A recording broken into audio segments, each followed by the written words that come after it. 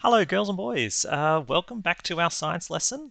We're going to be learning more about water today, and I've recorded this video so that we can go through the whole lesson together and I can explain all of the instructions. All right. Now, last week you might remember that we had to sort these pictures into order on how rain gets from, well, the clouds to our taps at our house or school. Okay, so this is all in the correct order now. So you can see, just as a reminder, that first we have it rain, and then some of the rain soaks into the ground, but some of it flows off and goes into gutters or rivers or streams or things like that. Now, in this example, this river is then blocked by a dam. Now, we learned how dams can block water and make lakes last week. Now, from there, towns nearby the dam can use their water treatment plant to clean the water. Okay, they clean up the water, get it nice and fresh to drink, because we don't drink the water straight from the lakes. Okay, after that, pipes will carry the water to our taps at home or at school or downtown or wherever we need our fresh water. Okay, this is the order that it goes in, and this is what you guys did last week. Now, we're going to spend a little bit more time on this one here, this water treatment plant. We mentioned it, we put it in, hopefully you colored it in and everything last lesson, but what actually is it?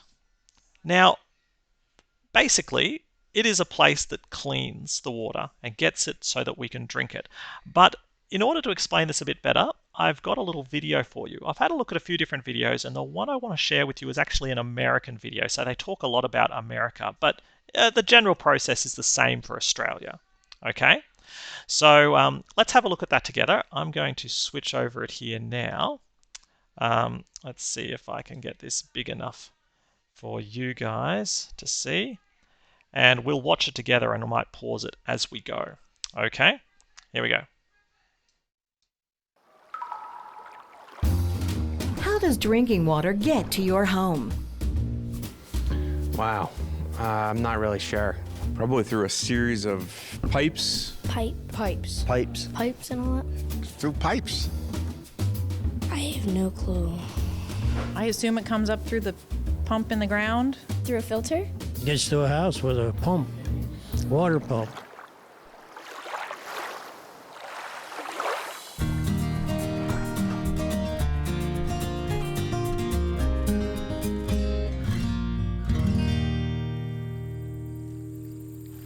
Nature. So beautiful and calm.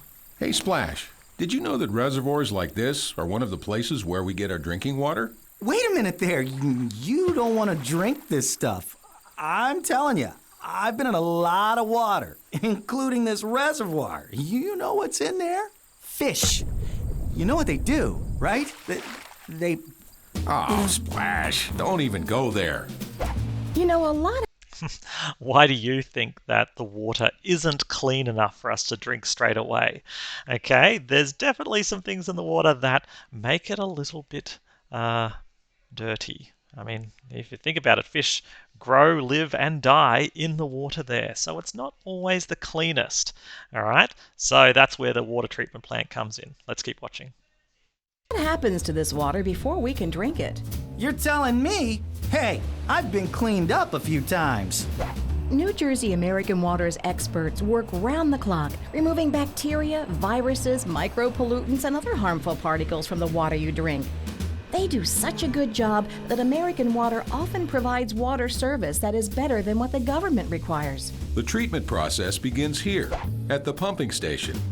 Pumps draw raw water from reservoirs, lakes, rivers, streams, wells, or underground aquifers.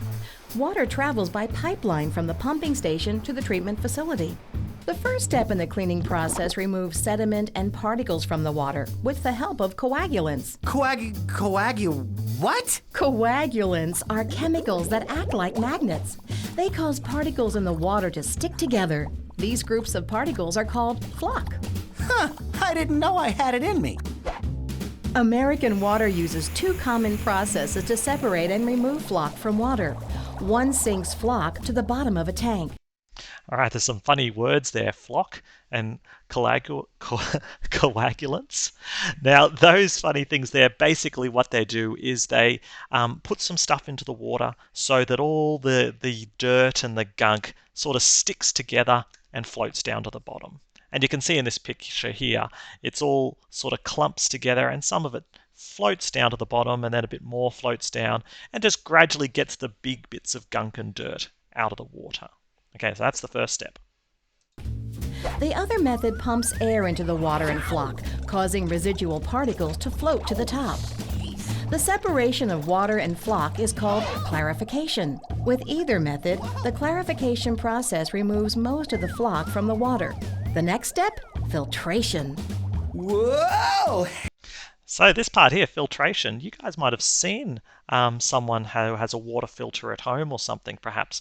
But basically it's these layers of different materials here. And as the water goes, sort of sinks through them, it sort of lets the fresh water drip out the bottom, but the gunky stuff gets all stuck here. And that just helps clean it a bit more again. Hey, watch it! Wow, can a water droplet get a bruise? Sheesh! Ow! Wow, I just got pushed through layers of activated carbon, sand, and gravel. Please tell me I'm clean. Sorry, Splash, you're not completely out of the water. You're filtered, but you might be infected with tiny microorganisms. Don't worry, disinfection doesn't hurt. Chlorine and ozone are just two of the ways we disinfect water at New Jersey American Water.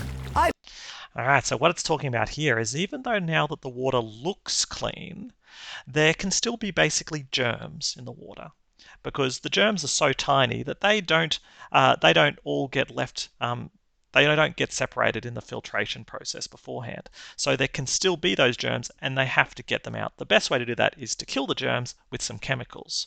Okay, now mostly the chemical that's used is chlorine.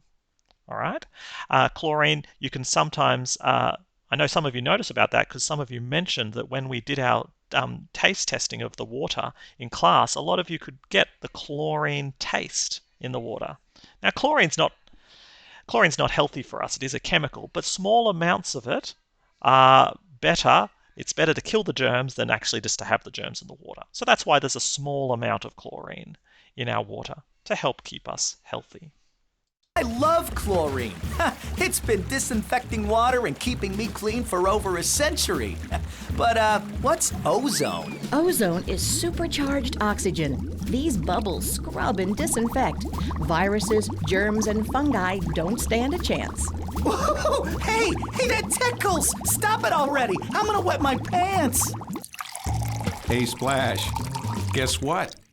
You're finally drinking water, ready for distribution to homes and businesses. Are you sure? How do you know? New Jersey American Water certified operators and water quality specialists test and monitor water throughout the treatment process, from source to tap. In fact, we conduct thousands of tests on your drinking water. I'm certified, verified, decontaminized, and feeling fine. All right, you can see it's all talking about American New Jersey water. And while we don't live in America or New Jersey, the process is pretty similar here in Australia. Okay, we still have to clean our water, get out the gunk, get out the germs before we can drink it. Okay, now the exception is some of you I know have water tanks at home, where you've got the rainfall on your roof and then it goes straight into tanks. Okay, now the good thing is that there's no fish living in your tanks to make it all gunky and dirty, so you can keep that water stays nice and clean because it doesn't get mixed up with all the dirt and gunk. So that's a bit different again. But if you're using the town water, it goes through a process very similar to this. All right, let's now switch back to our task for today. Okay, now you've got a sheet today that's called Week 9, and it should say the 7th of September up there. This is where we're going to do our work for today. Now, there is going to be some questions at the end of this sheet. You can see it says answer these questions. And I've got some questions here, and I'm going to read them out to you. But two of the questions down the bottom here, what does a water treatment plant do? That was just in that video there. What does it do? And why does the water treatment plant add chlorine to our water? Why did it add chlorine in? Can you remember? Those two spots there are where you can write a short answer, just a short one, to see if you can remember. All right. Now, I've also got a big picture on your worksheet today. Now, this picture here I got from One on Water. It is a picture of where Portland gets our water, because we don't have a big dam to gather our water and collect it. Instead, we get our water from underground. And we this picture here will actually show a bit, an idea of how it works. Now, you can see the word Portland written here. So this is where Portland is, okay? And we have a title for this whole picture. This is the Dilwyn Aquifer, okay? That's what this is. Now, if we have a little look at this picture together, I don't want to tell you too much because I want you to have a close look. There are some different things here. We can see the ocean is off to the side here. We don't drink the ocean water. That's poisonous for us. Too salty. Okay? We can also see this groundwater going this way, and that goes down deep underground. Okay, you can see it's raining over here near this town. Okay, and it gets soaked into the ground and goes deep down. Okay, and then here at Portland, we have a hole dug right down, deep down, and that's where we can get all that underground water from. All right, now you might actually be able to see at the side here, there's even some measurement scales. It's got 0 here, this is on the surface, and this is 1, and this is actually 1 kilometer deep. And then down 2 kilometers deep. And our aquifer goes to about that point there. So we've dug down about 1.5 kilometers into the ground to get our water out of our very deep aquifer. Now, it's so deep, in fact, that when the water comes out, because the deeper we go underground, the closer we get to like lava, because there's lava very deep under the ground. But the deeper we go down, the warmer it gets.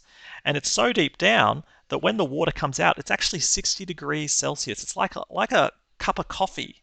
It's hot, and we can't drink it. They have to cool it down before they send it to us.